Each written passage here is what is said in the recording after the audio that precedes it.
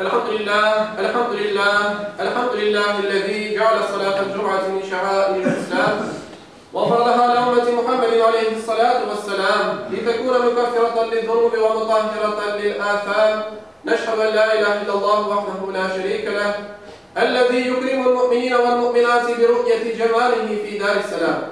ونشهد أن سيدنا وسندنا ومولانا محمدا عبده ورسوله المبعوث بالدعوة وهي إلى دار السلام.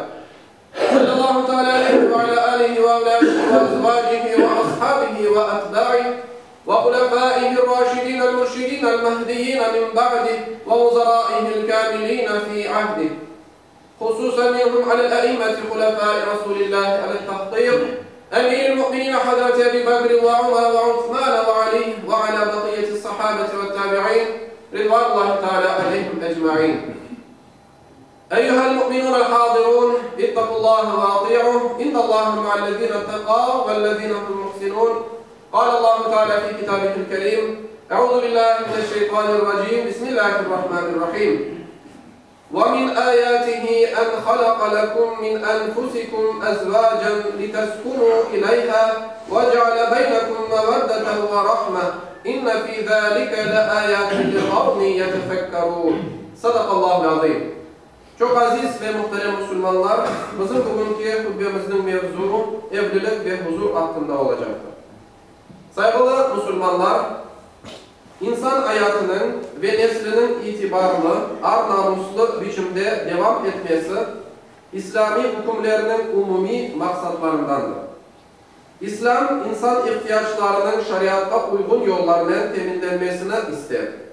Dinimiz hem insan neslinin devamı hem de insanın cinsi ihtiyaçlarının teminlevi için evlilikке izin vergen, hatta teşvik etkendir.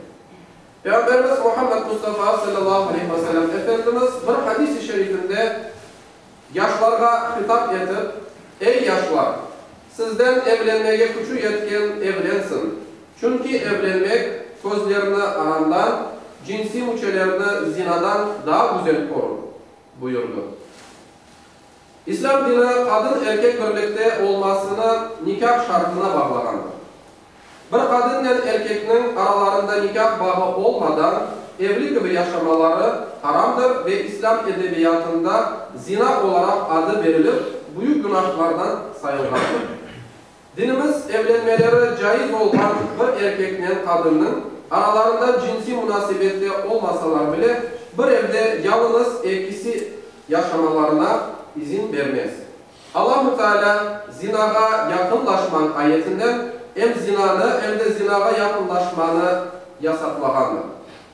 Aynı cinsinin birbiri arasındaki cinsi birlik de yasaktır. Kur'an-ı Kerim'de geçmişte yaşanan erkekler arası cinsi memnun etümünün çirkinliğine ve aramlığına dair çok sayıda ayetler vardır. Saygılı müminler, dinimiz evlilikni karı kocanın birbirine bahtiyarlık ve sakinlik vergen bir yaşayış kurumu olarak görür. Allah-u Teala insan için kendisinde sakinlik bulacağı eş yarattığını ifade eder. Evlilikten beklenen fayda ve neticenin meydana gelmesi için evlenecek kadın ve erkeğin belli bir pişkinliğe sahip olması gerekir. Netice olarak evlilik mesuliyetini taşıyacak pişkinliğe sahip olmadan bala yaştaki kimselerinin evlenmeleri doğru değildir. Evlilikte eşlerden her biri bu mesuliyetini taşıyacak pişkinlikte olmalı, eşini kendisi için bir lütuf, ihsan ve nimet olarak görmeli ve görebilmelidir. Evlilik eşlerden her birinin diğerini bahtiyar etmekini nazarda mutlaka almak gereklidir. Günlük, haftalık veya belli bir devirle sınırlı evlilikler caiz değildir. Evlilik ömür boyu sürsün diye yapılır. Fakat bazıda sürdürülemez alga gelebilir. Evlilikine meşru görgen ve teşvik etken dinimiz bu gibi vaziyetlerde ayrılmaya izin verir. Ayrılma arzu etilgen bir netice değildir ama meşrudur. Ayrılmalar eski arkadaşlarını düşman alına getirmemelidir. Ayrılgan karı kocalar balalarının iyi bir Müslüman, ve insan olarak yetişmesi için gerekli tedbirlerini de almalıdırlar. Bu gibi vaziyetlerde balanın bütün mesuliyetini ve yükünü ananın omuzlarına yüklemek, onun merhametini kullanmak insanlıkta da, Müslümanlıkta da sığmayan bir harekettir. Bahtiyar ve işançlı bir cemiyetin kurulması, bahtiyar korantalarının varlığına ve çokluğuna bağlıdır. Koranta cemiyetinin temel taşıdır ve nikah beraberlikten kurulur.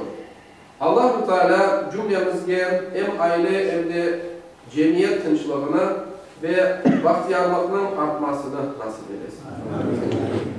ألا إن أحسن الكلام وأبلغ النظام كلام الله الملك العزيز العلام كما قال الله تبارك وتعالى في الكلام وإذا قرئ القرآن فاستمعوا له وأنصتوا لعلكم ترحمون.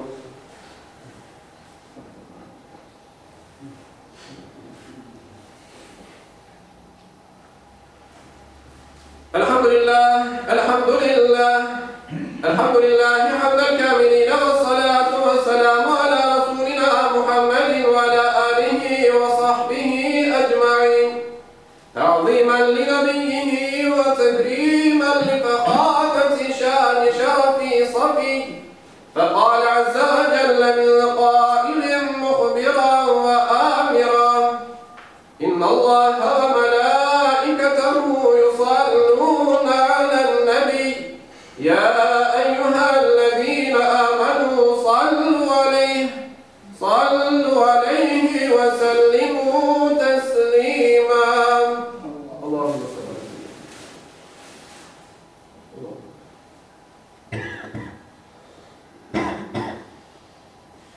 عباد الله إن الله يأمر بالعدل والإحسان وإيتاء ذي القربى وينهى عن الفحشاء والمنكر والبغي يعظكم لعلكم تذكرون. Sayın cemaat, geçen cuma namazımızda toplanan sadakanın miktarı 3.520 grivnadır. Toplam olarak ise 78.555 grivnadır. Allah-u Teala vermiş ve verecek olduğumuz sadakalarımızı kılacak cuma namazımızda ve cümle ibadetlerimizde kabul ve makbul eylesin.